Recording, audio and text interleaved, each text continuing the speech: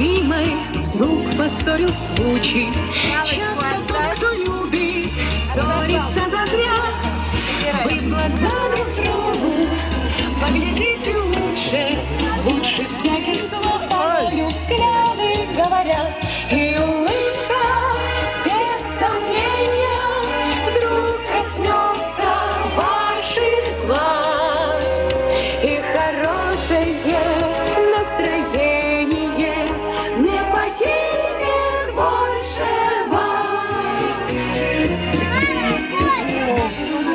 Если где-то другом был в несчастье брошен, и поступок этот в сердце вам проник, вспомните, как много есть людей хороших, их у нас гораздо больше, вспомните про них.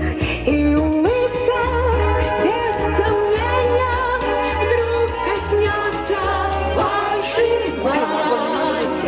И хорошее настроение не покинет больше вас.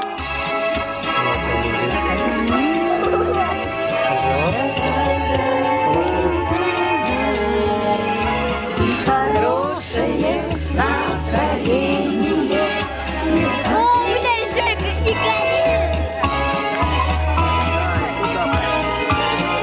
И улыбка, без сомнения, вдруг коснется ваших глаз. И хорошее настроение не покинет больше вас. Ясно, что На мое никак не попадает. Мама!